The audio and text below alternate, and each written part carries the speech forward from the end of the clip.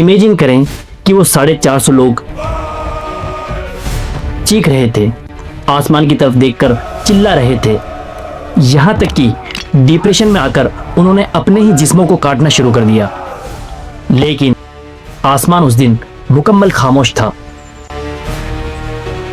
फिर अचानक एक अल्लाह का नबी आगे बढ़ा और उसने हाथ उठाकर मुख्तसर अंदाज में दुआ की और देखते ही देखते बगैर किसी बादल के आसमान फटा और एक ऐसी खौफनाक आग और बिजली उतर आई जिसने सब कुछ भस्म कर दिया।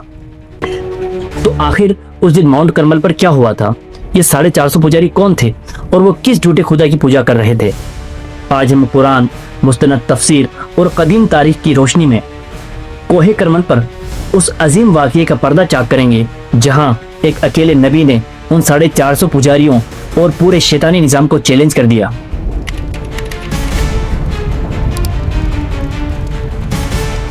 बाल सेमेटिक ज़बानों का एक लफ्ज़ है जिसका माना सरदार, आका या फिर शोहर होता है। कुरान मजीद में भी लफ्ज़ बाल का यूज़ हुआ है। अल्लाह ताला कुरान मजीद की सूरह अस-साफ़ात में इरशाद फरमाता है, अतदऊन बालम व तज़रून अहसनल खालिकीन, तुम बाल की पूजा करते हो और उस बेहतरीन खालिक को छोड़ देते हो जिसने तुम्हें पैदा फरमाया। कुरान मजीद में बाल से मुराद वही बुत था जिसकी पूजा कौम इलियास करती थी। तफसीर और तहकीकात के मुताबिक ये बुत खालिस सोने का बना हुआ बुत था और इसकी ऊंचाई तकरीबन 20 गज यानी लगभग 30 फुट थी। आर्कियोलॉजिकल तहकीकात बताती हैं कि इसके सिर पर बैल के सींग थे जो ताकत की अलामत समझे जाते थे और इसके एक हाथ में डंडा और दूसरे हाथ में बिजली की चमक दर्शाई गई थी।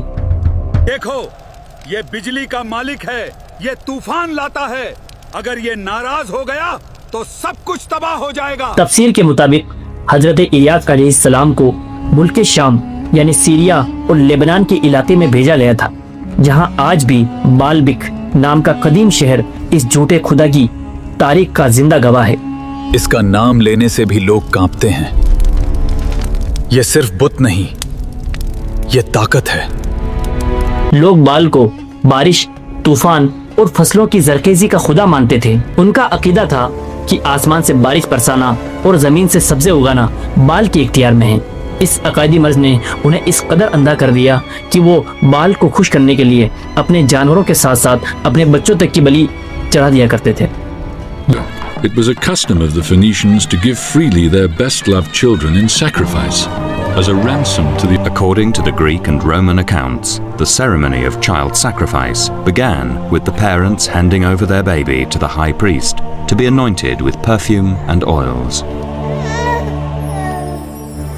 Meanwhile, the sacrificer, an assistant priest, made preparations for the baby's death.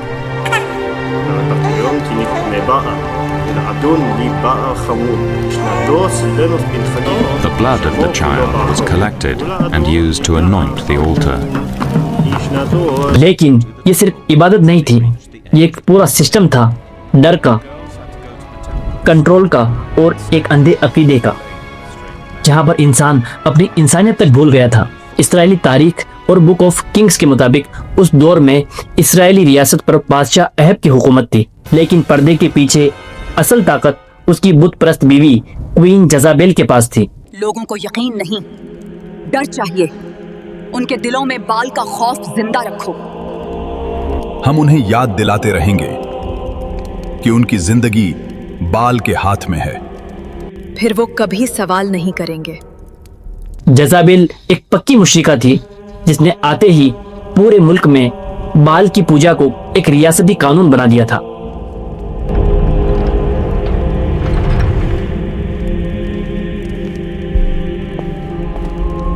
सल्तनत तलवार से नहीं चलती अहाब, सल्तनत चलती है लोगों के दिमाग पर कब्जे से।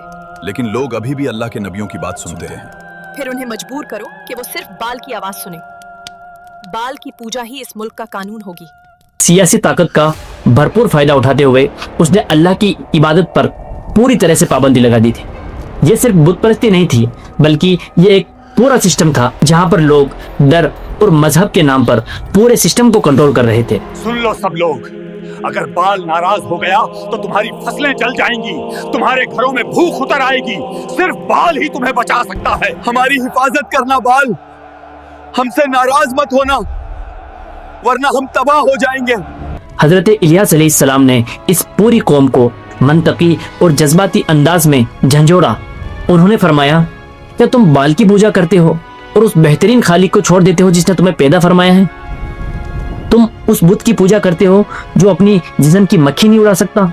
ये कुरान का एक अजीम अकली दर्स है जो इंसान की ज़मीर से सवाल करता है कि जो शय खुद इंसान के हाथों की तराशी हुई हो, जो खुद बेजुबान और सोना और लकड़ी हो, जो बुत खुद अपने जिस्म की मक्खी नहीं उड़ा सकता, भला वो बारिश कैसे बरसा सकता है? जब कौम ने हर दरमी ना छोड़ी, क्या हम अपने बाप दादाओं की रिवायतें छोड़ दें और उस खुदा पर ईमान लाएं जो दिखाई तक नहीं देता?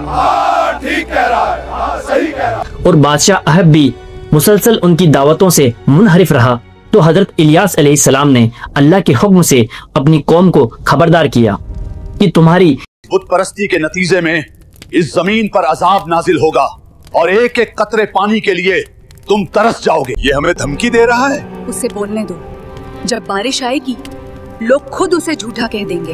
बाल हमें कभी मायूस नहीं करेगा। इब्ने कसीर और कदीम तारीख की मखज़ बयान करते हैं कि इस ऐलान के बाद मुसलसल 3 साल तक उस इलाके में बारिश का एक कतरा नहीं बरसा। नतीजे के तौर पर नदियां सूख गई, जानवर मरने लगे, फसलें तबाह हो गई और शदीद खुशहाली फैल गई। आर्कियोलॉजिकल डाटा और पेलियो क्लाइमेटोलॉजी की जदीद तहकीकात भी इस बात की तस्दीक करती हैं। 9th सेंचुरी BC में इस खित्ते में एक शदीद और तवील खुशहाली आई थी। यह खुशहाली दरअसल बाल के पुजारियों के मुंह पर एक तमाचा थी।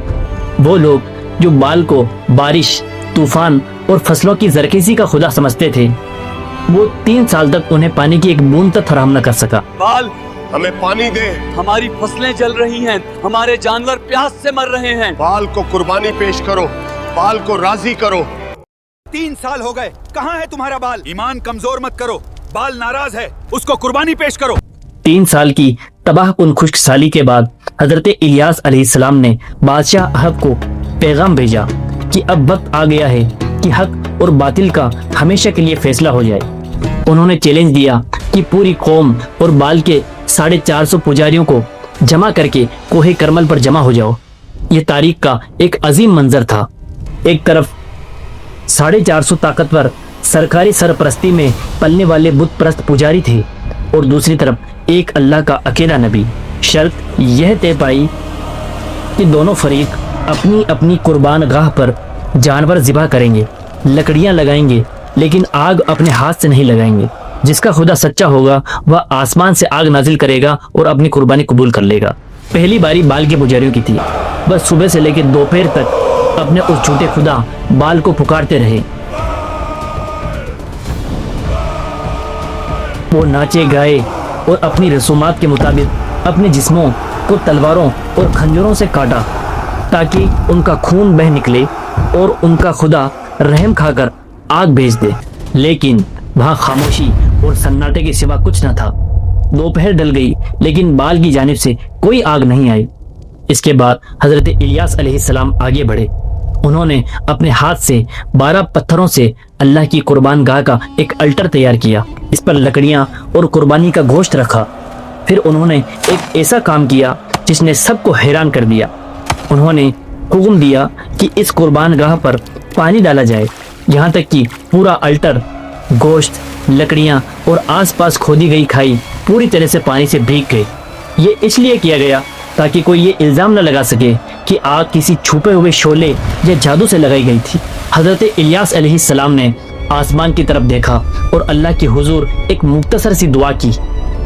ए अल्लाह, आज तू वाज़े कर दे कि बेशक तू ही ज़मीन और आसमान का सच्चा खुदा है और मैं तेरा सच्चा पैगंबर हूँ। दुआ के ख़त्म होते ही उस साफ आसमान से अचानक एक खौफनाक आग नाजिल हुई। ये कोई मामूली आग नहीं थी।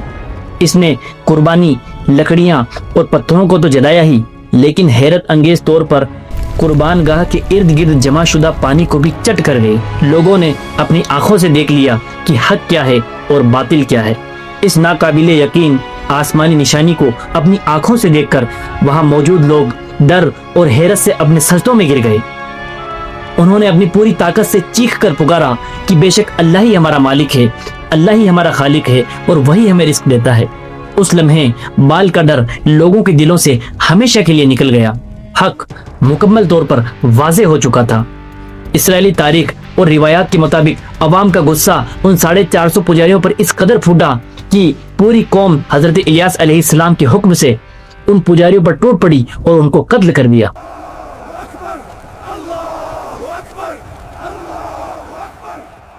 और यूं इनका ये बातिल निज़ाम तबाह हो गया।